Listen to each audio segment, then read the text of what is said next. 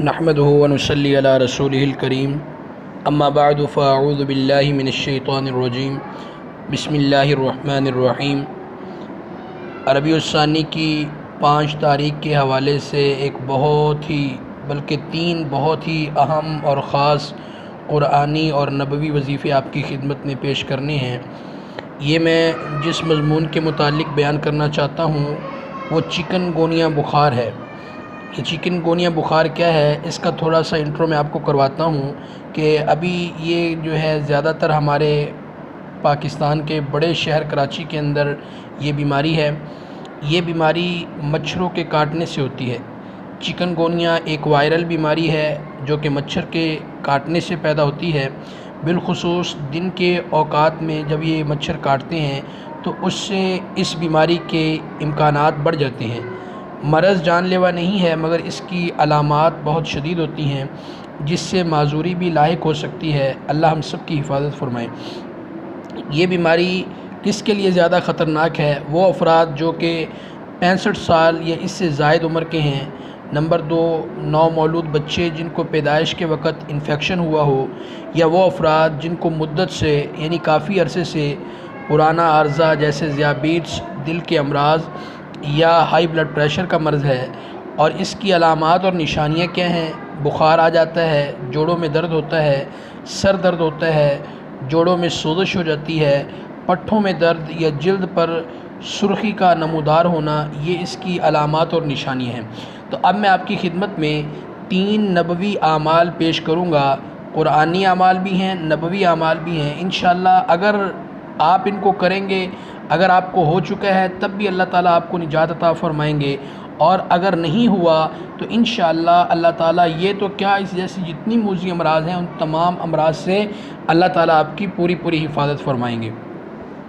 سب سے پہلی چیز جو آپ نے کرنی ہے، اللہ کے پیارے محبوب صلی اللہ علیہ وسلم نے جو ہمیں بتائی ہے، حضرت عبد الملک بن عمیر رحمۃ اللہ علیہ فرماتے ہیں کہ مجھے حضور اکرم صلی اللہ علیہ وسلم کا یہ فرمان مبارک پہنچا ہے جس کا مفہوم یہ ہے کہ اللہ تعالیٰ نے سورہ فاتحہ کے اندر ہر بیماری سے شفا رکھی ہے۔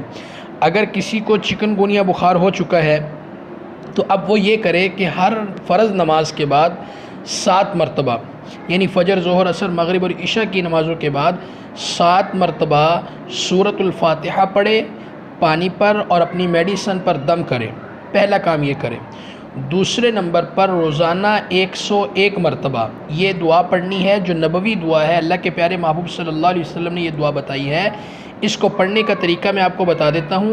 پہلے ایک بار پڑھنا ہے اللہم انی اعوذ بک من البرص والجنون والجذام وسیء الاسقام، اور ایک بار یہ پڑھنا ہے۔ اس کے بعد 99 مرتبہ پڑھنا ہے اللہم انا نعوذ بک من سیء الاسقام۔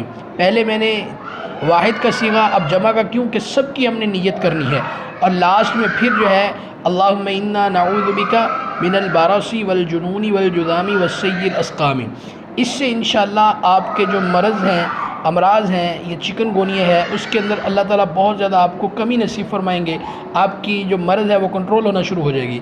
تیسرے نمبر پر جو آپ نے عمل کرنا ہے یہ بھی ایک نبوی عمل ہے، اور یہ جسم کی دردوں کے لیے، تکلیفوں کے لیے بہت زیادہ مفید ہے۔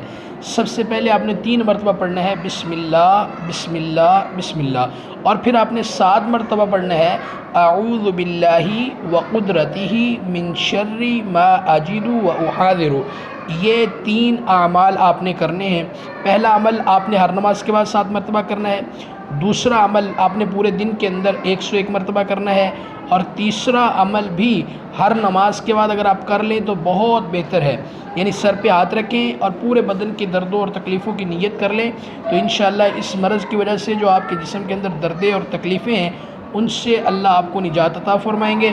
یہ 3 اعمال جو ہیں بہت قیمتی اعمال ہیں، ان کو آج سے ہی آپ اختیار کر لیں۔ انشاءاللہ اللہ آپ کو صحت، تندرستی، عافیت عطا فرمائیں گے۔ اللہ مجھے آپ کو عمل کرنے کی توفیق عطا فرمائے۔ وما علینا الا البلاغ المبین۔